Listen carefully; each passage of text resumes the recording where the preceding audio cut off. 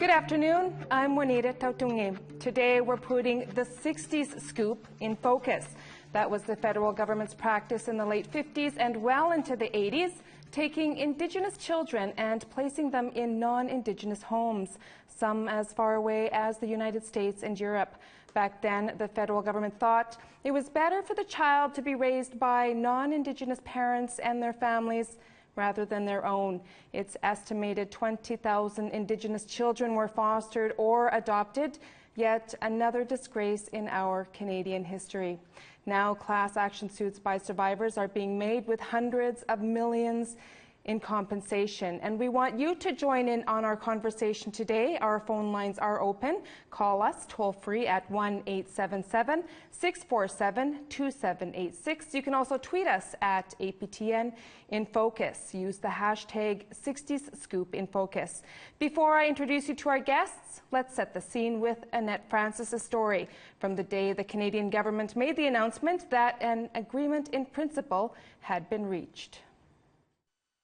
An emotional Minister of Crown Indigenous Relations, Carolyn Bennett, took to the podium with a number of survivors by her side. I am truly honored to be here today with some of those who fought to bring to light the legacy that is now known as the 60s Scoop. The 60s Scoop refers to a practice beginning in the 1960s when Indigenous children were adopted out to non-Indigenous families. The minister tells reporters an agreement in principle was reached with survivors. At the moment, there is from up to $750 million in direct compensation to the survivors, and $50 million into the foundation, and then separate from that is $75 million in terms of legal fees. Chief Marcia Brown-Martel, a claimant in a class action, says today is a significant day for survivors and Indigenous children. That their culture, they will not be taken from it. That this time is closing. It is coming to an end. This stealing of children and placing them into something that is not of them, their lifestyle, their ways, their culture is gone from them, language is gone from them, that these days are coming to a close. Lawyer Tony Merchant says Canada's contribution is appreciated, but the battle continues for thousands of other survivors. My belief is that this pays money to about half of the Indigenous people who were wronged. If you think back, it was called the Adopt Indian Metis program, and non-status Indians are out, Metis are out.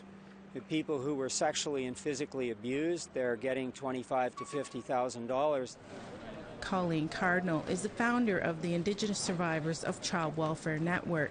She has mixed feelings about the settlement because it excludes so many survivors, but she's happy about the Foundation for Healing. Some of those people are stuck in their countries. They can't come back because their identities have been altered. Some of them don't know how to find their status or treaty or what family they came from. They're looking for siblings. According to Minister Bennett, the agreement in principle marks the government's commitment to reconciliation.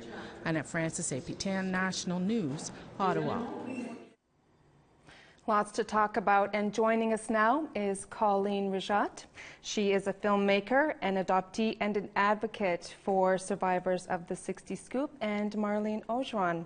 She is a survivor of the 60s Scoop as well. And joining us from Toronto is Garth Myers. He's a lawyer with the law firm Koskie Minski in Toronto, one of the partners handling the case. And I'd like to thank everyone for joining us this afternoon. Welcome.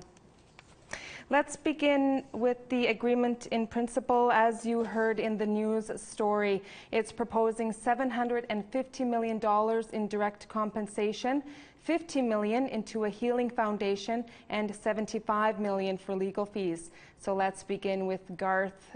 From a legal point of view, Mr. Myers, is $750 million enough to compensate all the survivors? Well, first of all, thank you for having me on today. And to answer your question, I think that truly there is no amount of money that can compensate the survivors of the 60s Scoop for the harm that they've sustained. What I tend to focus on when I'm asked a question like that is the foundation that's being created. And Canada's agreed to fund the foundation, starting with $50 million and hopefully more. And the foundation is set up to enable change and reconciliation and healing, and to create educational opportunities for healing and for wellness. And I think the most benefit that survivors of the 60 Scoop will get from this settlement will come from the foundation. I really think that is the way in which healing and reconciliation will really be achieved. Now, with respect to the compensation that individuals will receive from the settlement, my personal belief, and I expect the court to agree, is that the amount per person is fair and reasonable given the types of claims being made, keeping in mind that generally they're novel claims. Courts don't have a lot of experience valuing claims for loss of culture. They tend to think more along the lines of physical harm or diagnosed psychological harm. So we're really looking at a novel type of lawsuit here. And in the circumstances, I think that the amounts that Canada has agreed to pay are quite reasonable. Okay, and so $750 million directly in compensation. How is that going to be broken down for the claimants? So it's a bit complicated, but bear with me while I explain this. So when the court approves the settlement, there will be an opportunity for survivors to submit their claims, and the administrator is going to validate those claims and count how many validated claims there are. At first, Canada is going to pay $500 million, which will be divided among all of the validated claims. If the amount that each person receives is between $25,000 and $50,000, that's the end of it. They'll get that amount.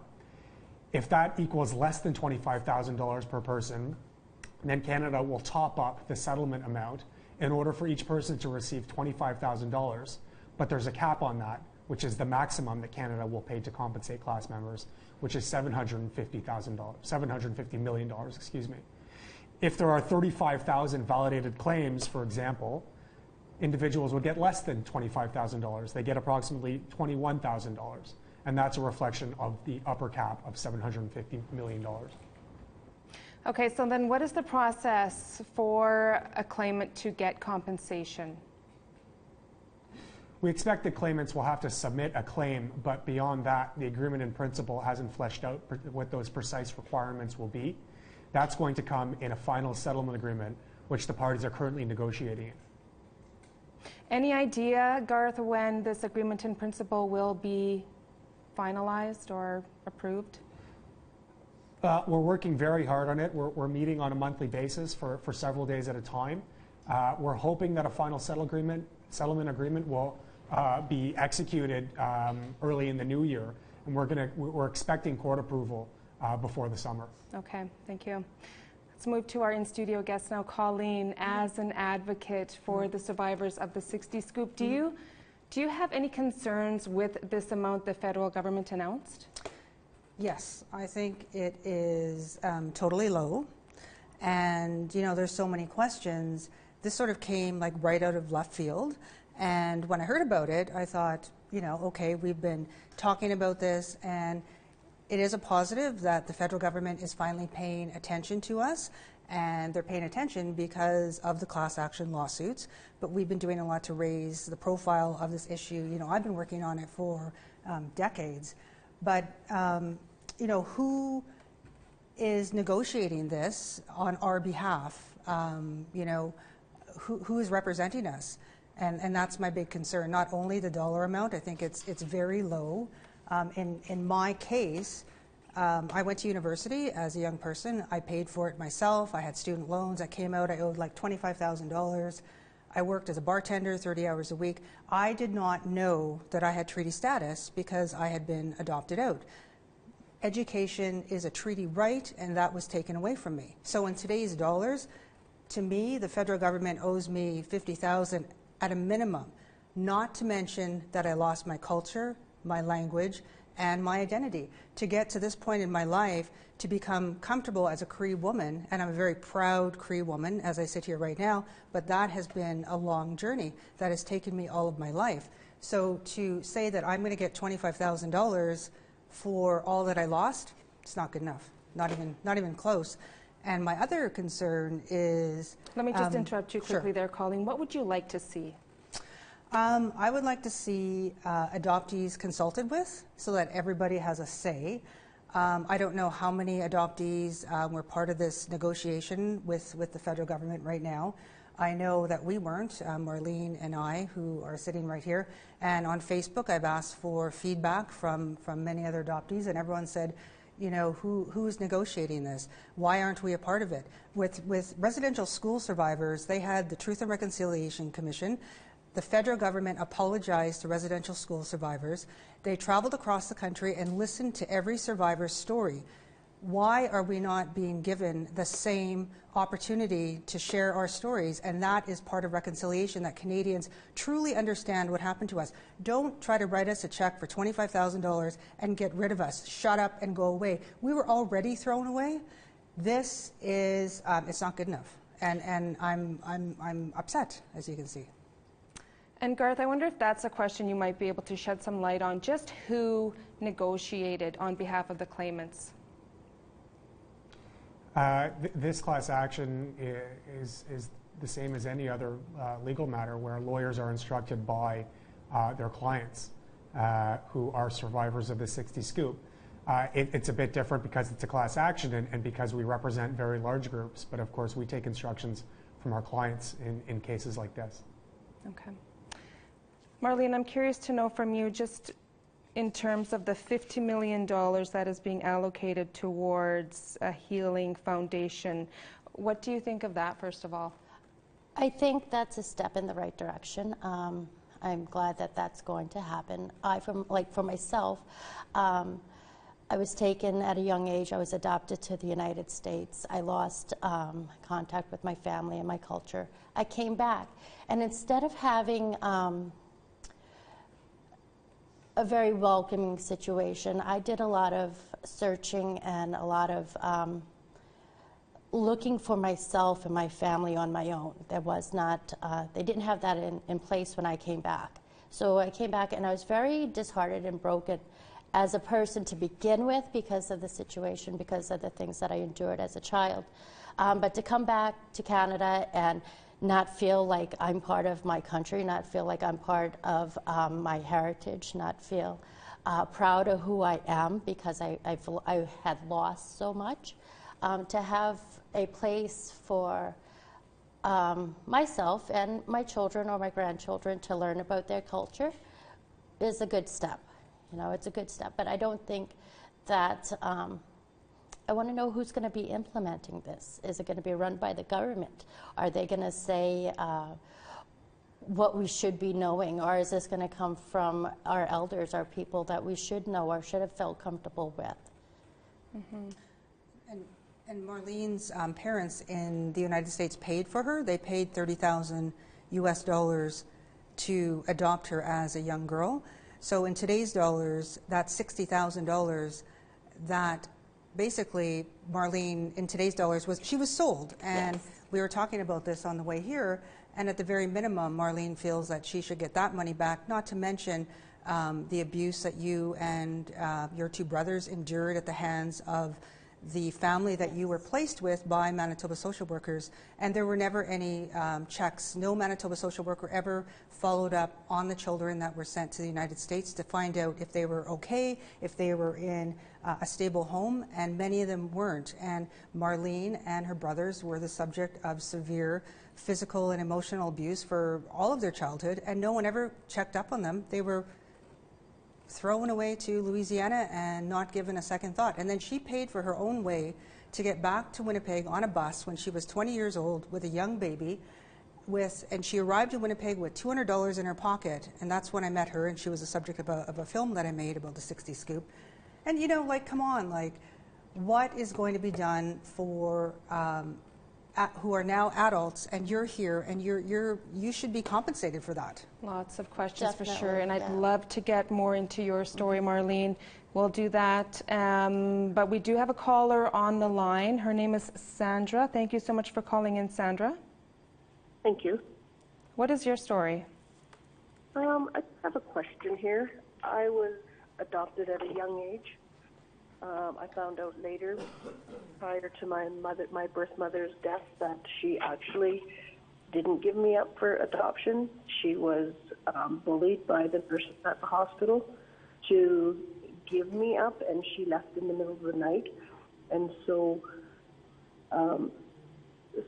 although I was given up for adoption, I had applied for the Sixties Scoop class action, and I got a letter from them stating that I had to file some type of criminal charges against my abuser that because where I grew up, I suffered some abuse there, and I don't know why I would have to file criminal charges when I dealt with that myself on my own, and I've come to peace with it. But at the same time, in order for me to be a part of the class action, I would have to file criminal charges and reopen everything and rehash everything that I've already dealt with. So I'm just wondering about that. Garth, is this something maybe you can answer or provide some insight into? Well, what I can tell you is who would specifically be entitled to compensation under the settlement, and maybe that will provide some clarification. But before I say that, I just want to reiterate the fact that everyone is able to benefit from the foundation. It's not restricted to any class or creed. If you are a survivor of the 60s Scoop, then you can avail yourselves of the benefits that will be offered from the foundation. With respect to the compensation class, and I'll be very precise here about who is entitled to make a claim for compensation and who will be approved for compensation. It's the following class: all Indians as defined in the Indian Act, which means all people also entitled to be a registered Indian. It's not that you already have to have registered. And all Inuit people who were removed from their homes in Canada between 1951 and 1991, who were adopted or made Crown wards or permanent wards and placed in the care of non-Indigenous foster or adoptive parents. So that's the class of people who will be entitled to compensation from this agreement. And with respect to Métis people, non-status Indian people, their claims aren't released by this agreement. Their claims will continue to be pursued against Canada. It's not the end of the story for them. And I want to make sure people understand that. Okay, and we'll talk a lot more about that coming up after the break. And we'll take a quick break now and come back to our guests to talk more about the 60 Scoop. Thank you for joining us this afternoon.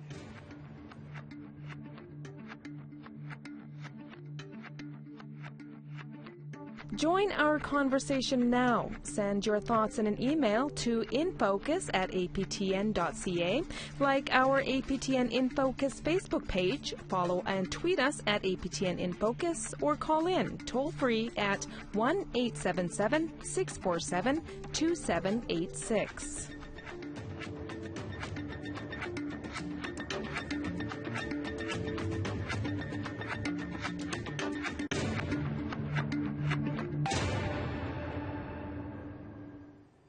Welcome back. Today we're talking about the 60 Scoop. Let's go to social media now to hear what some of you are saying about today's topic. We asked, what are your thoughts on the $800 million settlement for 60s Scoop survivors? Ernie Sandy says, no matter how much money is offered, it can't buy a lost childhood and the missed loved one and care of the real parents, not to mention the loss of the language and culture. Mark Head writes in, let this sink in. I never met my mother, father, and grandparents, none of them. All passed while I was in the States. And Darla M. Clancy writes in, the payment is peanuts. Why does the government continue to insult Native victims that they took advantage of our nation's children? Carrie Sweet writes in, money is a sad way to make up for kidnapping children. More responses to the question. Sean Wallace writes in, a drop in the bucket and an insult. Settlement by the same colonizing criminal governments that committed the crimes and keep exactly the same genocidal practices in place today. Zofia Rogowski writes, I'm deeply disappointed that so many Scoop survivors are being excluded. Métis, non-status, and people who were taken illegally deserve recognition and reparations. And Bonnie Spencer writes in, we were all the same when they started scooping us up. The exclusion does nothing for reconciliation. Now, if you have a story to share or wanted to tell us your thoughts on the settlement by the government, here's how you can contact us. Join our conversation now. Send your thoughts in an email to infocus@aptn.ca, like our APTN InFocus Facebook page, follow and tweet us at APTN InFocus, or call in toll-free at 1-877-647-2786. The agreement in principle, once approved by the courts, will compensate status Indians, excluding non-status and Métis. Now, that doesn't sit well with the leader of the Manitoba Métis Federation, David Chartrand. Here's what he had to say last week during an interview with Dennis Ward. We weren't silent. We were actually in dialogue and contacting the Government of Canada, expressing our clear disappointment and quite strong statement in the sense of being again left out. This is not only the first time.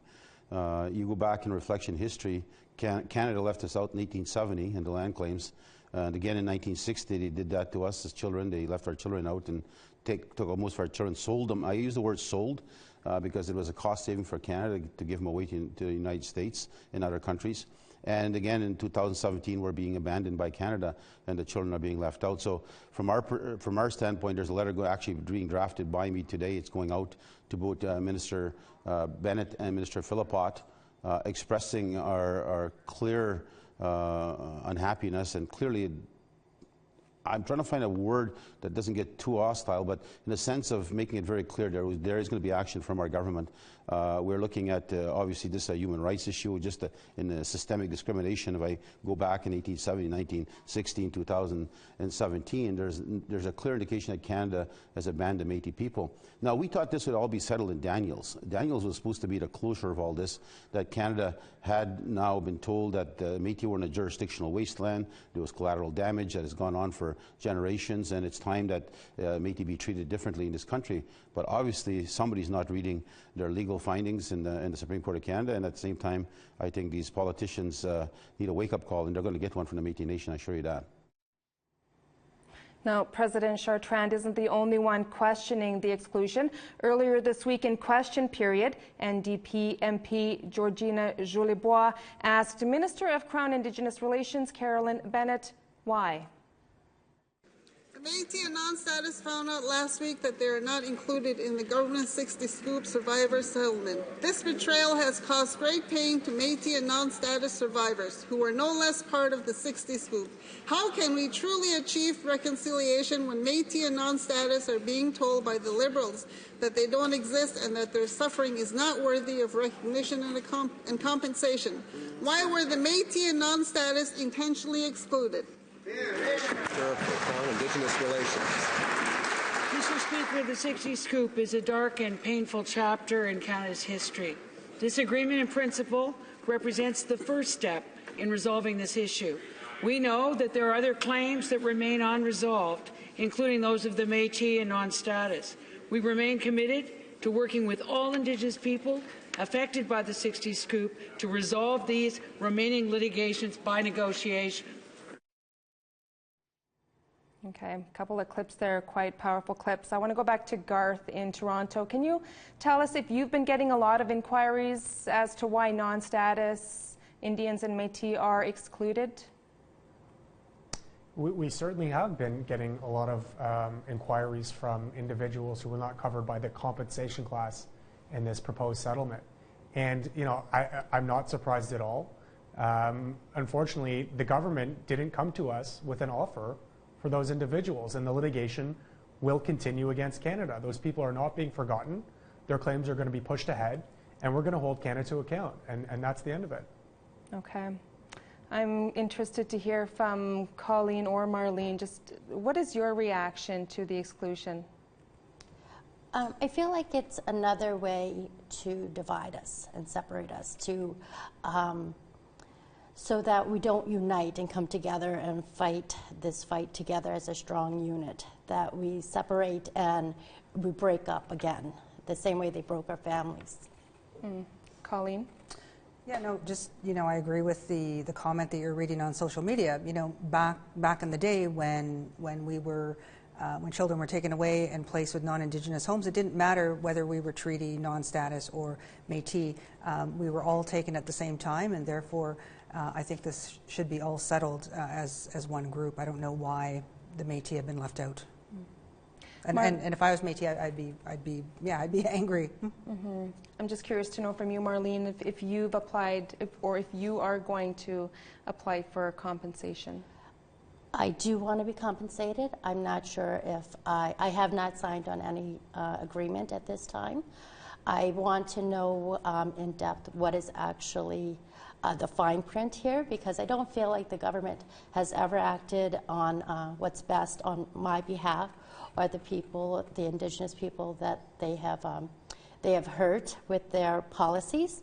So I want to know the fine print, and I don't feel like this settlement is in my best interest either.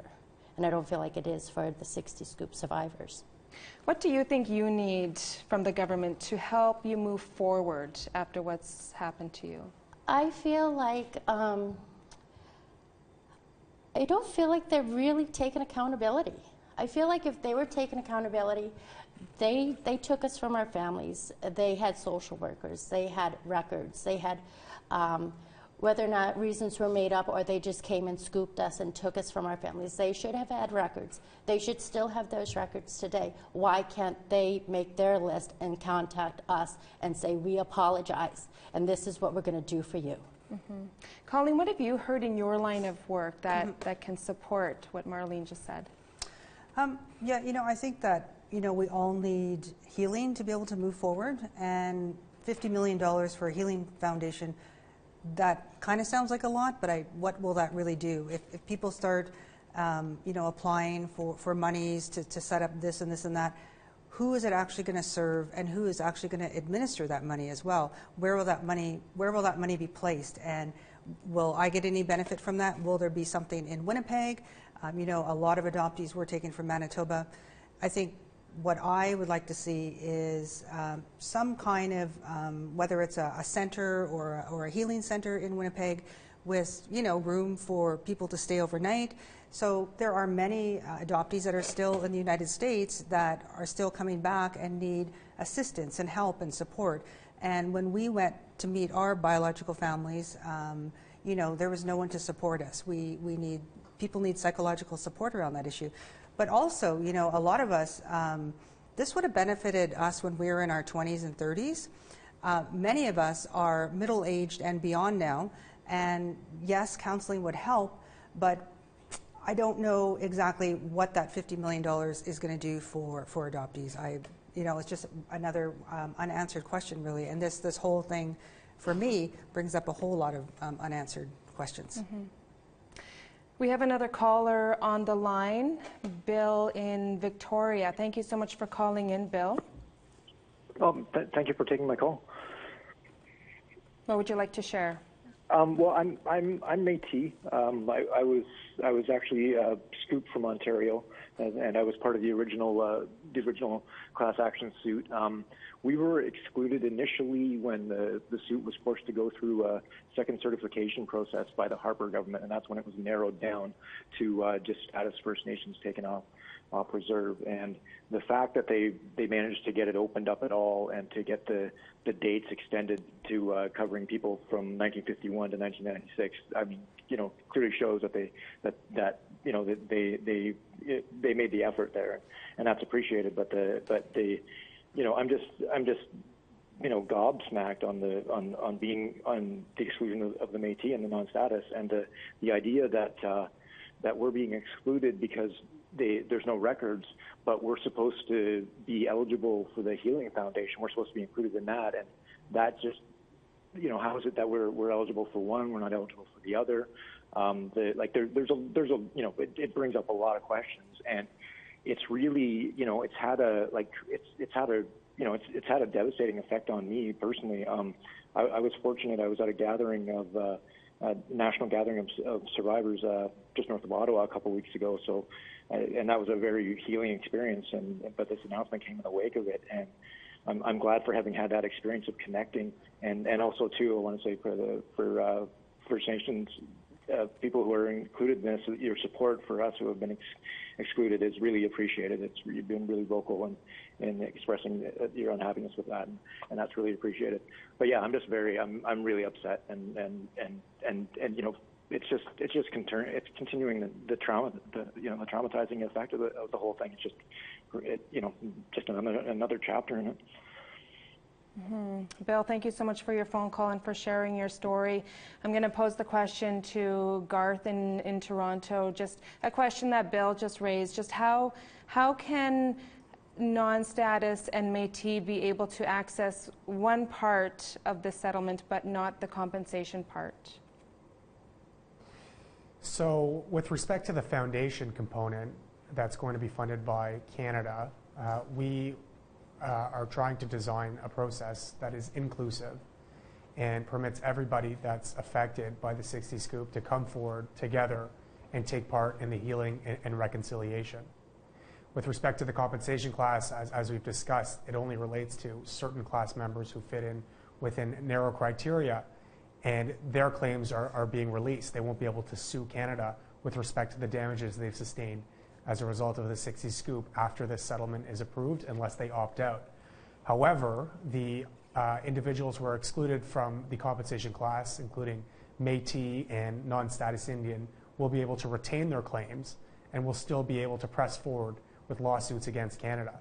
And I put this on Canada to come to the table and to respond to the people that they've excluded from the settlement, to give them compensation and to create unanimity and not divisions among Indigenous people in Canada. Mm-hmm. All right, thank you for that. Earlier in the show, I mentioned that we would love to hear your story, Marlene, and thank you so much for coming on the show to share that. If you wouldn't mind just telling us a little bit, add on to more what Coleen shared with us earlier. I was adopted by the time I was 4 or 5. I was taken from my family. My parents had passed away when I was 6 months in a car accident together. So my family was raising us, because that's what Indigenous families did. They just took care of each other. When the 60 Scoop was going on, I've heard stories that the social workers came several times and just tried to take children in our community. And they had come for me and my 2 brothers a few times, and my aunt and my family members would hide us. And I've heard stories of children running into the woods to hide from the social workers because they knew they weren't coming back. It was when my aunt was given birth to her daughter. My aunt was Aboriginal, my uncle was Irish. When she was given birth to her daughter, they came for me. They had already taken my brothers from school. They came for me because I was only 3 or 4 and I wasn't in school. My uncle, who was Irish, had no claim to me, they said. Therefore, the RCMP and the social worker were there, and they took me. And I was adopted. We were put in a foster home for what I'm going to say is roughly 9 months to a year, because I can remember the seasons changing. And then once the adoption, I guess, was finalized, or the paperwork had went through, we were flown to the United States, to New Orleans, Louisiana, and there the social workers just said, I remember very plainly, there's your new mom and dad, and they're going to take you to your new home, and that was it. What was that like for you? I was 5, so I didn't really have a lot of, it was just like watching your life. It wasn't, because my life had been already tumultuous, from that point. So it was a matter of just watching your life and stealing yourself away to be able to continue. As a child, to be able to hold on to, your mind. Where are you at today in your healing journey? I am. It's an ongoing process. It's always an ongoing process. I haven't really connected with my culture. I'm hoping to, I'm feeling more acceptable to that because I've had such, it was hard to come back. It was hard on a lot of different levels to come back, you know, to be Aboriginal and to accept myself as Aboriginal and to feel I was accepted. So actually this November, I'm actually going to go to my first women's gathering. I was invited, so I'm going to go and participate in that. I'm looking forward to it. I'm scared because I just don't know what emotions, you know, it's going to bring up for me. And someone had asked me that one time. A really nice friend of ours had asked me why I didn't find my culture or why I didn't pursue it. And I had to say quite honestly because who I was at that moment, it took me a lot of time and a lot of self-discovery to be okay with that person. So to go back and find my culture and go back and find out who my original self would have been, it was like taking off another cloak, and I just wasn't ready yet. Thank you for sharing that. Thank you.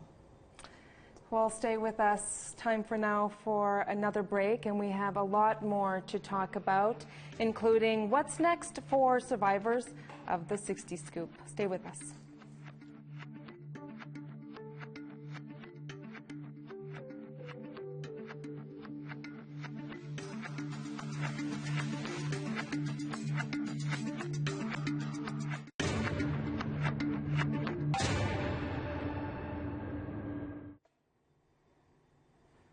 Welcome back. Today we're talking about the 60s Scoop, and we've certainly had a lot of conversation about it. And I want to go now to our next caller, Darren from Alexander First Nation in Alberta. Hello, Darren.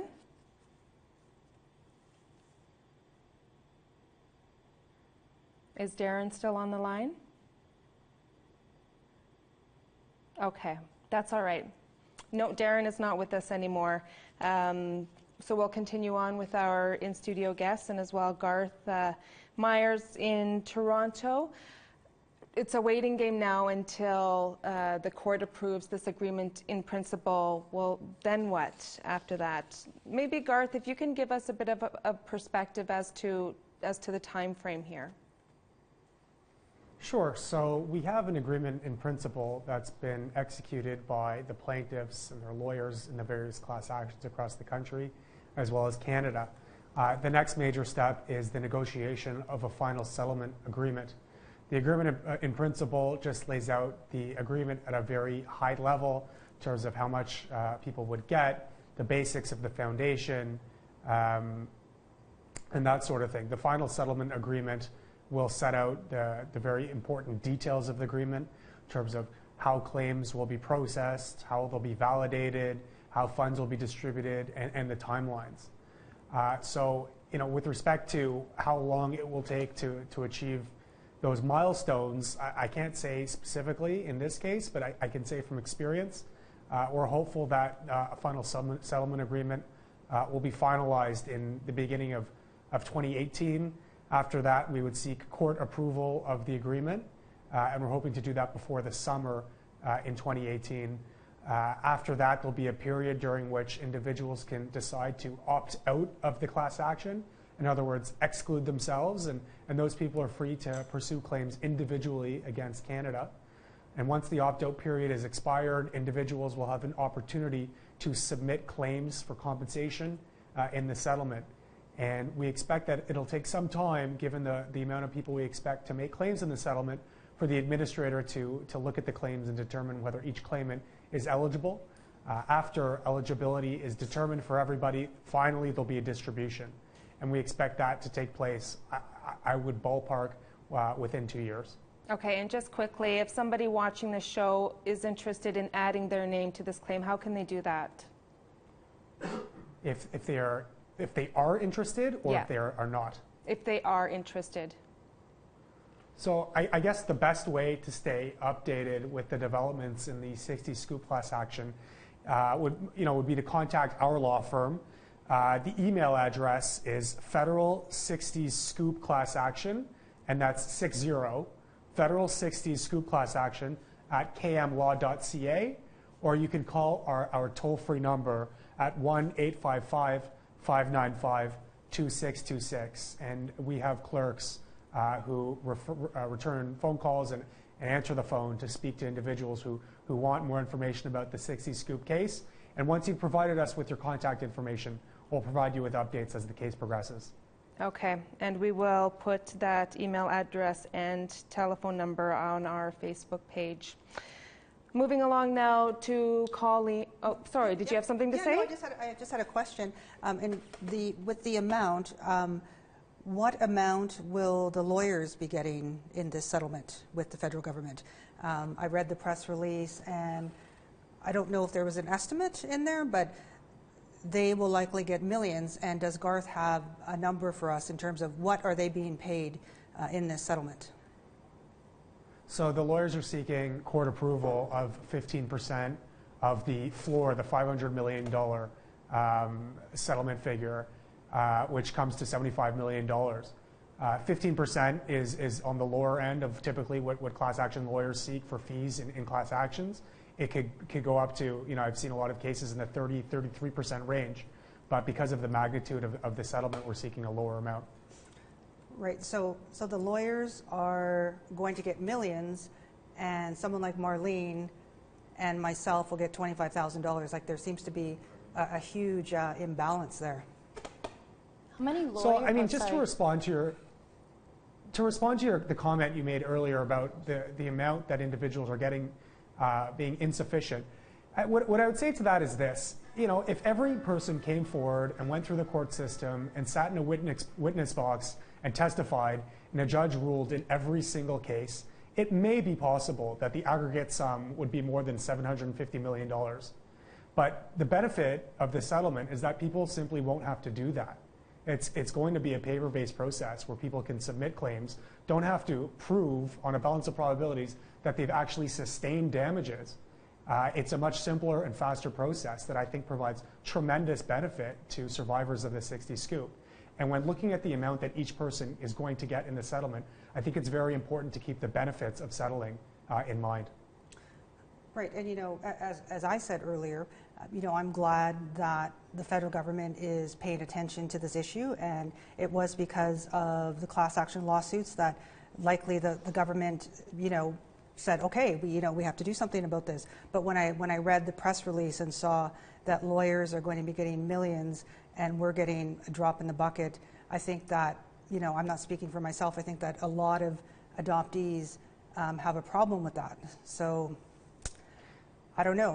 What I would say about the fees are that they create a very strong incentive for lawyers to take on cases of a public nature on behalf of vulnerable groups that have untested claims. In other words, this is a claim for cultural genocide. A claim like that has never gone through the courts. And I think by providing a fee to the lawyers in this case of $75 million, it sends a message to lawyers that they should be doing these types of cases. These truly are the best types of cases for class action lawyers to do because they help really vulnerable people. We could be doing securities cases, we could be doing competition cases, but I think this really sends a message that lawyers will be rewarded when they're doing good work on behalf of vulnerable people who have truly deserving claims. How many law firms were involved in this settlement? Like how Good many question. so far? There are 2 law firms in Ontario. There are, I think, another 3 or 4 or 6 or 8. Honestly, the number escapes me right now, but if I were to guess, it's around 10 law firms. So 10 law firms are going to split $75 million, while the rest of us take peanuts. Well, again, I wouldn't suggest that up to $50,000 is peanuts. Of course, this is a great incentive for you. Yes, definitely. All right, we've chatted quite a bit about the legal aspect on the fees and the compensation to this, and thank you for your questions, and thank you, Garth, for your answers to this. But I do want to keep moving along because our time is almost up for the show. I'm curious to know, just from Marlene and Coleen more about the Healing Foundation. The monies for the Healing Foundation, $50 million is being allocated. What would you like to see involved in this Healing Foundation that you think would help benefit survivors? For myself personally, you know, I've always wanted to bring both of my families together, my adoptive family and my biological family, and to have, I don't know whether it would be a mass gathering where all adoptees could possibly bring both sides of their family together. And I think that's, you know, also part of reconciliation, that we all need to talk about this, because so many of our families, especially our biological families, this impacts them to this day, and there's been no manual written on how to deal with all of this, the loss and, you know, the emotional pain. And, you know, we were all subject to racism growing up, and, you know, not knowing where we came from or who we were. So something that can bring our families together. And then, of course, counseling, because for the people that don't have treaty status, or you can't afford counseling, it's expensive. So if they're, you know, if they could find counselors that we would feel comfortable with, and that we could seek out if we wanted to speak to a counselor, and that would be covered by the monies in the Healing Foundation, I think that would go a long ways. And I'm just curious to know, Marlene, while we're talking about healing, would it be healing for you if the federal government offered an official apology? Yes. It would be healing if it came with sincerity. I don't feel like this is sincere. I feel like this is, here you go, shut up and go away. I feel if they offered a sincere apology, or if, you know, like for the Healing Foundation, for example, when I came back, there was nothing. There are a lot of adoptees out there that have not come back. There are a lot of families that have not been reunited, and probably might not be reunited, because some adoptees are not in a place in their life where they want to come back, because, you know, they have their lives, and, you know, not everybody might not have had a tragic life. Maybe people are happy in their lives, but I think that Healing Foundation needs to include them, that there is a place that if they have questions, that they can come and, you know, find those answers, or that the healing place needs to be, they need people who have gone through this, who have found their way, who have, you know, found some kind of organization in this chaos, you know, that can help them go through the coming back process of all the mixed feelings that they have with their families, and, you know, the mixed feelings they have about being adopted, and whether or not, you know, acceptance is a big thing, and to accept yourself with the, you know, they need to be able to do that and accept who they originally were. You know, and especially advocating for 60 Scoop survivors, Coleen. This is sounding very familiar to you, I'm sure. Yeah, and I just have one final thought on the Healing Foundation. I think that if there can be some way that all adoptees can be consulted with, because everyone should have a say in how that money is spent. So that's my other question, is who is going to decide how and where that money is going to be going? So I would like to, I would hope that somehow the federal government can reach out and, you know, get some feedback from adoptees across this country on how everyone would like to see that money spent. We don't want to be dictated to, and we don't want to be told that this is how this money is going to be spent. I know Marlene was saying earlier, she had no say in where she was dumped off as a child. Now, today, we should have a say. Power and control was taken away from us as children. We're adults now, and as adoptees and as a group, we need to come together and have a say, and hopefully, you know, some good will come out of it. All right, this almost brings us to the end of the show. I just wanted to go back to Garth quickly. Just very quickly, Garth, do you have any final thoughts? Well, I think it's a historic day in Canada. Canada's finally recognizing that survivors of the 60s Scoop have experienced tremendous harm, and is beginning to make amends. And I think it's really only just the beginning. I think there's a very long way to go with respect to inclusiveness, education, and healing, but I think this is a very good beginning. All right, thank you so much, Garth, and thank you for your time this afternoon. I also want to thank our in-studio guests, Coleen and Marlene. Marlene, very strong of you to come in and share your story and your thoughts, and Coleen, all the best in your future work advocating for survivors of the Sixties Scoop, and thanks for having me. And for your insights to this very important subject. So thank you again for coming in this afternoon. I'm Juanita Tautungi. You were watching In Focus today. Thank you so much for joining us. We'll see you next week.